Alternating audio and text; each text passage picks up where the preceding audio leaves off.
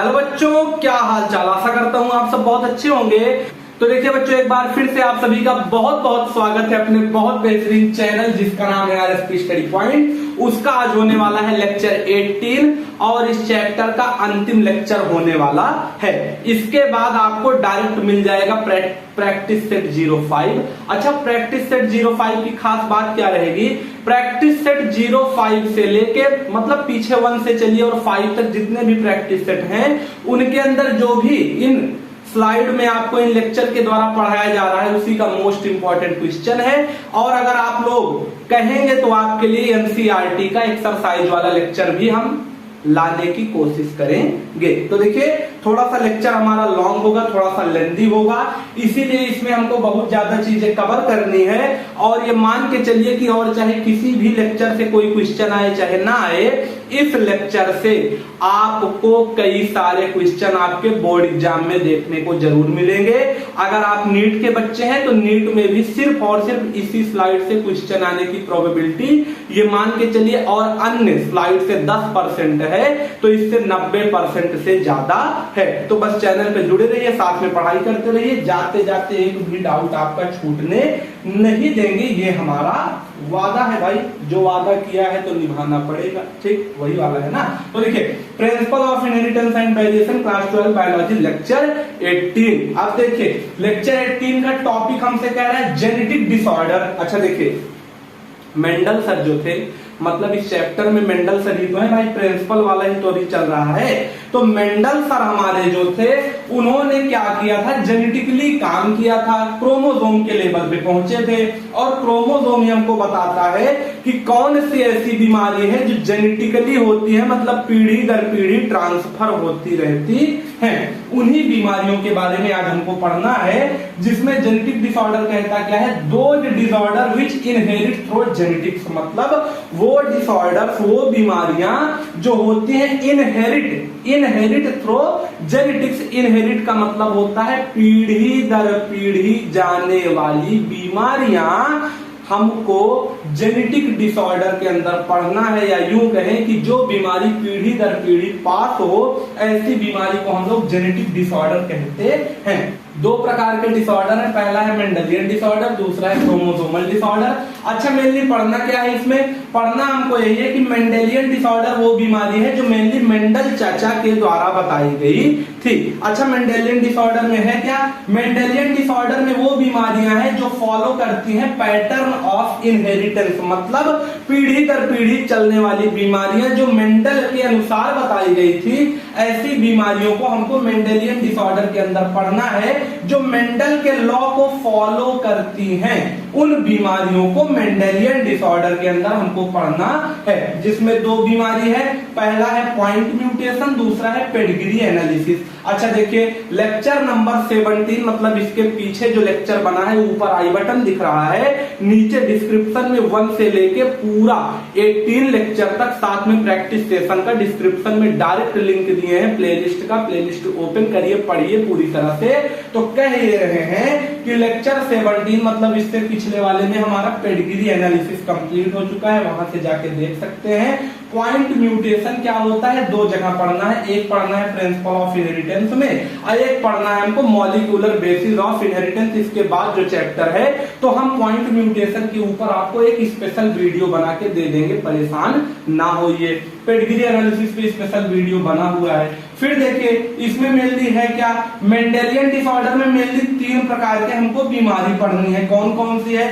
पहला है भैया ऑटोसोमल रिसेसिव, दूसरा है ऑटोसोमल डोमिनेंस, तीसरा है क्रोमोसोमल मतलब यक्स क्रोमोसोम डिसऑर्डर। अच्छा, इसमें पेपर में क्वेश्चन कैसे आएगा? कहेगा कि sickle cell anaemia autosomal recessive है, ऑटोसोमल डोमिनेंस है, यक्स क्रोमोसोम डिसऑर्डर है, या वाई क्रोमोसोम डिसऑर्डर है, या ऑल ऑफ दीज है, या नन ऑफ दीज है। ऐसे क्वेश्चन दे देगा, तो आपको बताना होगा sickle cell anaemia autosomal recessive है, या बदल ये भी सकता है कि 4 बीमारी बीमारी दे देगा, उसमें पूछ लेगा ऑटोसोमल रिसेसिव वाली बीमारी इसमें कौन सी है। जैसे मान लीजिए PKU आपको दे दिया, फिनाइल कीटोन्यूरिया, उसके बाद पूछ लिया कि भैया इसमें ऑटोसोमल रिसेसिव कौन है, एक इसमें से दिया, एक ये दिया, दो ये दे दिया, अब मेनली है कौन सा, PKU ही है ऑटोसोमल रिसेसिव। ऐसे क्वेश्चन आ सकते हैं, ऊपर ऊपर बता दिए हैं, तो इसको आपको रटना ही पड़ेगा और कुछ इसमें करना नहीं है।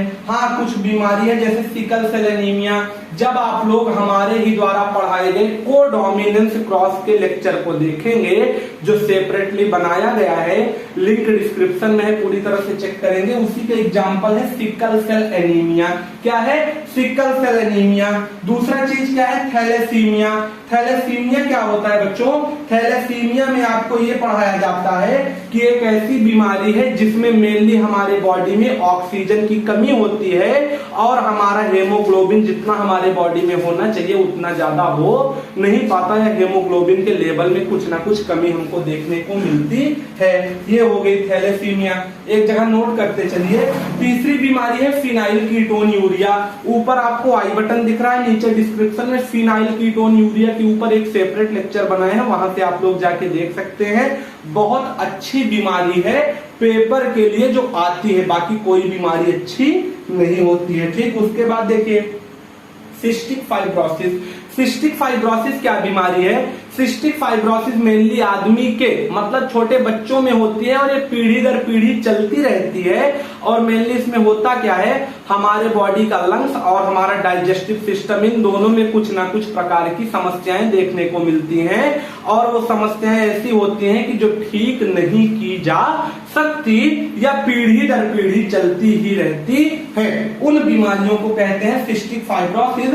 लास्ट में है मस्कुलर डिस्ट्रॉफी, जब शरीर के हर मसल्स के अंदर कोई ना कोई दिक्कत हो, दर्द होता हो और कोई समस्या हो मांसपेशियों में, वो बीमारी आती है मस्कुलर डिस्ट्रॉफी के ऊपर।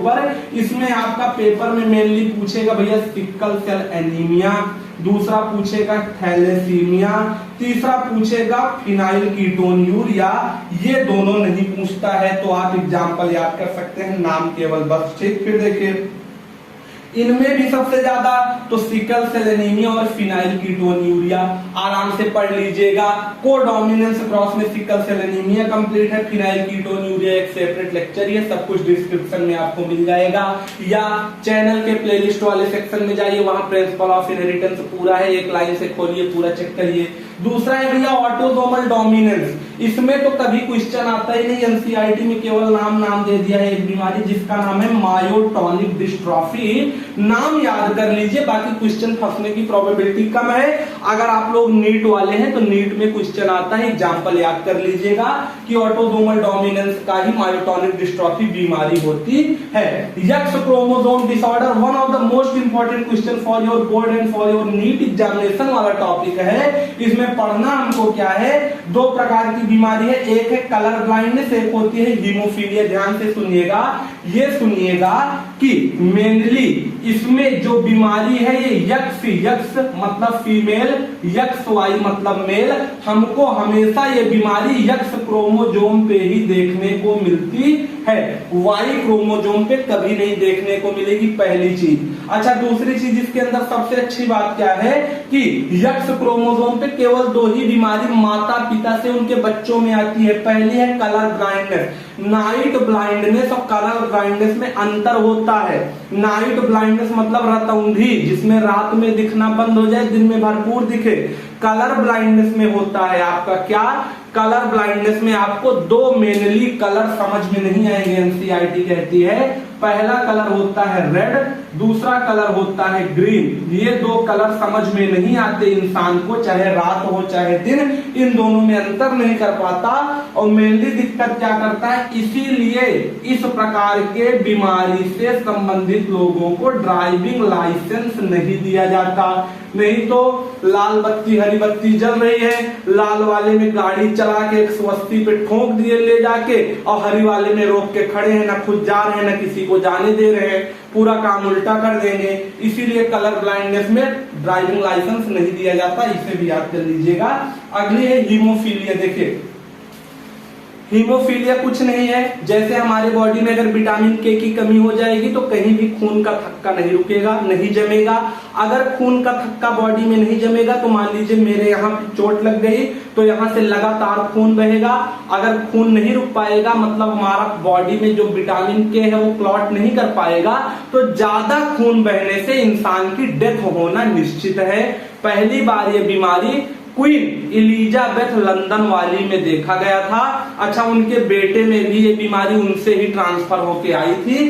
तो इस बीमारी को इसीलिए हम लोग भैया राजाओं की बीमारी भी कहते हैं। ठीक, अच्छा उसके बाद इसमें मेनली क्या है, उसके बाद इसमें कुछ नहीं है, हीमोफीलिया यही है कि कहीं भी चोट लगे तो खून ना जम पाए। इस बीमारी को क्या कहते हैं, हीमोफीलिया कहते हैं। अच्छा ठीक, इतना हो गया हमारा मेंडेलियन डिसऑर्डर।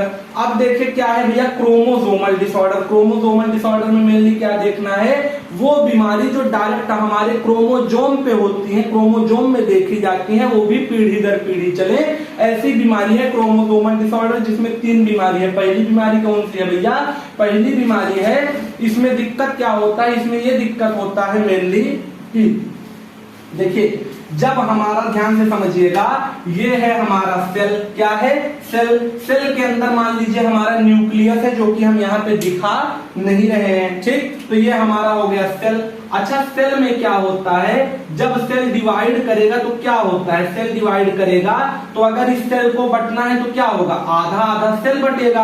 अब आधा आधा इसका क्रोमोसोम भी बट जाएगा, यही तो होगा। तो अब आगे इसके क्या होगा, एक सेल जो ऊपर बनेगा एक नीचे, भाई इसका अगर आधा आधा बटेगा तो साइज पहली बार छोटा हो जाएगा। इसमें आ गया, इसमें आ गया, एक सेल 2 भाग में बटा। इसके अंदर जो क्रोमोसोम था एक ऊपर चला गया, एक नीचे चला गया, दोनों सेल बैलेंस हो गए। दिक्कत कब होती है, दिक्कत होती है हमारे सेल डिवीजन के एक फेज जिसका नाम है एनाफेज 1। एनाफेज 1 में दोनों क्रोमोसोम एक दूसरे में जाने वाले होते हैं, लेकिन उसमें एक समस्या होती है, उस समस्या का नाम है एन्यूप्लॉइडी। पेपर में क्वेश्चन आएगा, what do you mean by aneuploidy. Aneuploidy का मतलब होता है जब, ध्यान से समझिएगा, नहीं समझ नहीं पाएंगे भैया, देखिए कह रहा है एन्यूप्लॉइडी का मतलब जब ये क्रोमोसोम इस सेल का सेल डिवीजन के समय आधा आधा ना बट के दोनों भाग एक में ही चला जाए, मतलब एक में ना जाए, ये दोनों क्या है, इकट्ठा एक में ही चला जाए, एक साथ एक ही सेल के अंदर चला जाए। इस बीमारी को कहते हैं एन्यूप्लॉइडी। इस प्रोसेस को है मतलब डिसजंक्शन, नॉन डिसजंक्शन। डिसजंक्शन का मतलब होता है जब अपने अपने जंक्शन से आधा आधा छोड़ दे। नॉन डिसजंक्शन मतलब जाना था भैया इन दोनों क्रोमोसोम को अलग अलग में, एक टाइम चला गया, दूसरे में गया ही नहीं, गड़बड़ा गया खेला। इससे क्या हुआ, इसमें क्रोमोसोम की संख्या क्या होगी, घट जाएगी। होना था 46 पेयर, कितना होना था, 46 पेयर। एक इसमें घट गया तो कितना हुआ, 45 पेयर ही बचा। अच्छा, इसमें कितना होना था, इसमें भी 46 होना था, लेकिन एक इसमें बढ़ गया तो कितना हुआ, 47 क्रोमोसोम हो गया। मतलब आदमी थर्ड जेंडर में चला गया। क्या हुआ, थर्ड जेंडर में चला गया। इसकी 3 बीमारी है, पहली है डाउन सिंड्रोम, दूसरा है टर्नर, तीसरा है क्लाइनफिल्टर। नेक्स्ट स्लाइड में इसको आपको समझाते हैं। ठीक, तो देखिए बच्चों अगली स्लाइड हमारी रेडी हो गई है और इसमें हमको देखना क्या है, मेनली ये तीनों बीमारी देखनी है क्रोमोसोमल डिसऑर्डर के अंदर, जो कि पहली बीमारी क्या है भैया, डाउन सिंड्रोम। आपके लिए इस साइड एकदम बेहतरीन तरीके से लिख दिए। देखिए डाउन सिंड्रोम होता क्या है, डाउन सिंड्रोम एक ऐसी बीमारी है जो चाहे लड़का हो उसमें भी हो सकता है, लड़की हो उसमें भी हो सकता है। होगा कैसे, जेनेटिकली है। अच्छा, इसमें मेनली होता क्या है, हम लोगों को पता है कि हमारे टोटल बॉडी में क्या होता है, टोटल बॉडी में 23 पेयर ऑफ क्रोमोसोम होते हैं। कितने पेयर, 23 पेयर। पेयर मतलब जोड़ी। अगर जैसे हमने मान लीजिए एक जोड़ी चप्पल पहना है, स्लीपर जिसको कहते हैं, तो उसमें कितने हैं, 2 स्लीपर हैं। वैसे ही 23 पेयर है, मतलब इसको अगर खोलेंगे तो कितना होगा, 46 क्रोमोसोम होगा। तो इसमें से जो 21st वाला होगा, मतलब 23 में 21वें नंबर का जो होगा पेयर क्रोमोसोम का, उस पे सब पे कितना होना चाहिए, एक में अगर 2 है, एक जोड़ी में 2 आता है तो 23 में 46, लेकिन 21वें वाले में 1 बढ़ जाएगा। क्या हो जाएगा, बढ़ जाएगा। इसीलिए इस बीमारी का नाम है trisomy of 21st pair of chromosome. Chromosome, ठीक। जैसे नॉर्मल 21st पे अगर लड़की होती तो XX होता, लड़का होता तो Y होता। हमने यहाँ पे लड़की का एग्जांपल ले लिया, XX है नॉर्मल में, अगर एक बढ़ जाए तो क्या होगा, XXY हो गया। या 3X क्रोमोसोम 21st पेयर पे आके जुड़ गए। इस बीमारी को हम लोग कहते हैं भैया डाउन सिंड्रोम। पेपर में आपसे डायरेक्ट पूछ सकता है trisomia 21st pair is known as Down syndrome, ठीक, बहुत सिंपल सा है। अच्छा, इसकी खोज किसने किया था, एक साइंटिस्ट है जिनका नाम था लैंगडॉन डाउन। क्या नाम था, लैंगडॉन डाउन। और कब खोज किए थे भैया, 1886। बोर्ड और नीट में MCQ में कई बार पूछ लेता है, तो इसको देख लीजिएगा। इसके कुछ सिम्टम है, सिम्टम में हमने आपकी स्क्रीन पे NCERT का एक छोटे बच्चे का फिगर ऐड करवा दिया है, उसके चारों तरफ इसके सिम्टम देख रहे हैं। इसमें मेनली एक सिम्टम क्या याद रखना है, पूछ सकता है ऐसा कौन सा सिंड्रोम है जिसमें जब बच्चा पैदा होगा तभी से उसको दिल की बीमारी रहेगी, हार्ट की बीमारी रहेगी, वो सिंड्रोम है भैया डाउन सिंड्रोम। लास्ट वाला पॉइंट वही लिखा है, कंजेनाइटल हार्ट डिजीज। बाकी ये कुछ लक्षण है, इसको आप लोग देख लीजिएगा। अच्छा, दूसरी चीज इसमें क्या है, दूसरा है टर्नर सिंड्रोम। देखिए यहाँ लिखा है टर्नर सिंड्रोम। टर्नर सिंड्रोम क्या चीज है, टर्नर सिंड्रोम एक ऐसी बीमारी है जो सिर्फ और सिर्फ फीमेल में होती है। फीमेल में होगा क्या, हम सभी को पता है टोटल 23 पेयर होते हैं, 23 मतलब 46 क्रोमोसोम। तो देखिए 44 जो होते हैं 44 उसमें वो होते हैं ऑटोसोम। लास्ट वाला जो होगा मतलब 22 होंगे ऑटोसोम, लास्ट वाला 23rd पेयर जो होगा वो क्या होगा, सेक्स क्रोमोसोम। उसी में कुछ दिक्कत आ जाएगी, होगा क्या भैया, हो गया कि ऑटोसोम तो सब सही रहेंगे, 22 के 22 पेयर सब सही रहेंगे। लास्ट वाला जो 23वां है, 23वें में क्या होगा, होना था अगर लड़की है तो XX क्रोमोसोम, लेकिन इसमें सिर्फ X होगा, एक X गायब हो जाएगा, या उसी को किताब हमारी XO क्रोमोसोम या X0 क्रोमोसोम लिख देती है। तो इसमें टोटल कितना क्रोमोसोम होगा, 44 है, और एक X मतलब 45 क्रोमोसोम। टर्नर सिंड्रोम में कितने क्रोमोसोम होंगे, 45 क्रोमोसोम होंगे। अच्छा, जो लड़की होगी वो बच्चे को जन्म नहीं दे पाएगी, इसलिए उसे कहेंगे स्टेराइल। क्या कहेंगे, स्टेराइल। अगर जन्म दे पाती तो कह देते फर्टाइल। दूसरा चीज, लड़की जो है उसकी साइज बहुत ज्यादा छोटी होगी, शॉर्ट स्ट्रेचर होगा उसका, और उसकी जो ओवरी होगी, जो लड़कियों में फीमेल में प्राइमरी सेक्स ऑर्गन होता है जहां पे एग सेल बनता है, वो होगा भैया रूडिमेंट्री। रूडिमेंट्री का मतलब एक ऐसी ओवरी जो क्या है, जिसमें एग का डेवलपमेंट नहीं हो सकता, और लास्ट में जितने भी लड़की के गुण होते हैं वो गुण उस बीमारी वाले फीमेल उस लड़की में देखने को नहीं मिलेंगे। ये है टर्नर सिंड्रोम। अच्छा, उसके बाद लास्ट वाला हमारा है क्लाइनफेल्टर सिंड्रोम। क्या है, क्लाइनफेल्टर। क्लाइनफेल्टर क्या है, सिर्फ लड़कों में होगी, जैसे टर्नर सिर्फ लड़कियों का था, वैसे क्या है भैया क्लाइनफेल्टर सिर्फ लड़कों का। दूसरा चीज होता कितना है, 23 पेयर, तो इसमें भी क्या होगा 22 पेयर मतलब 44 क्रोमोसोम क्या होंगे, ऑटोसोम। लास्ट वाला जो सेक्स क्रोमोसोम है उसमें क्या होगा, बनना था सही सही नेचर को बनाना था लड़की, हाँ भैया XX, लेकिन गलती से एक Y क्रोमोसोम आके ऐड हो गया। क्या हुआ, एक Y क्रोमोसोम गलती से आके ऐड हो गया। अच्छा, अगर Y क्रोमोसोम ऐड हो जाएगा तो बन रहा था लड़की, बन गया लड़का, ना लड़की रहा ना लड़का रहा, थर्ड जेंडर हो गया। तो उसमें क्या होगा, रहेंगे ज्यादातर लड़की के ही गुण, क्योंकि यहाँ पे 2 X क्रोमोसोम है। दिक्कत क्या होगी, एक Y क्रोमोसोम आ जाने से आधा लड़का बन जाएगा, मतलब कि लंबा रहेगा लड़के की तरह लेकिन गुण रहेंगे लड़की का, टॉल स्ट्रेचर, फेमिनिन कैरेक्टर उसमें रहेंगे। क्या रहेंगे, फेमिनिन मतलब लड़का भी है ना, लेकिन ज्यादातर किसके गुण रहेंगे, लड़की के रहेंगे। और लास्ट में उस वाले बीमारी के पर्सन में गायनेकोमास्टिया देखने को मिलेगा। गायनेकोमास्टिया मतलब होता है ब्रेस्ट डेवलपमेंट। क्या होता है भैया, ब्रेस्ट डेवलपमेंट। और आपको स्क्रीन पे NCERT का फोटो भी लगवा दिए हैं। तो यहाँ तक इतनी बीमारी थी। लास्ट में आपको एक फोटो दिख रही होगी आपके NCERT पे, क्रोमोसोम का वो आता है भैया डाउन सिंड्रोम में। कई बार वो फिगर देके क्वेश्चन पूछता है, उसमें क्या पूछेगा, वो फिगर अगर आप लोग देखेंगे तो हमारे पास NCERT की बुक मौजूद है, आपका फिगर आपकी स्क्रीन पे चल रहा है। उस फिगर में देखिए लास्ट वाले लाइन में क्या है, यहाँ पे अंत में देखिए, ध्यान से कैमरे के पास आ जाए तो लास्ट वाले लाइन में इस पे देखिए टोटल हर जगह 2-2 के पेयर हैं, लेकिन लास्ट के सेकंड में मतलब एकदम अंतिम जाए उसके एक पहले देखिए 3 क्रोमोसोम है। कितना है? 3 क्रोमोसोम। अब ये दिक्कत कहाँ करेगा? ये दिक्कत कर देगा ट्राइसोमी, मतलब जो 21वां पेयर था, 21st पेयर था। एक लाइन से अगर आप लोग इसको गिनेंगे 1 2 3 4 तो पहुंचेंगे 21 पे, और 21 पे क्या है? 2 क्रोमोसोम की जगह 3 क्रोमोसोम हो गया है। यहाँ हमारा ये चैप्टर खत्म होता है। इसके बाद आपको प्रैक्टिस सेशन 05 मिल जाएगा। पहली बार चैनल पे आए हैं तो वीडियो बनाने में मेहनत बहुत लगती है भैया। वीडियो क्या करिएगा, लाइक कर दीजिएगा, कमेंट में हमको बताइएगा कि हमारी मेहनत आप तक पहुंची कि नहीं पहुंची, और अगर आपको पसंद आए तो सब्सक्राइब करके जाइएगा, कोई दिक्कत है नहीं। बाकी पूरा सिलेबस ऐसे ही कंप्लीट करवाएंगे, बस आपके सपोर्ट की जरूरत है। मिलेंगे नेक्स्ट लेक्चर में, तब तक के लिए ओके बाय।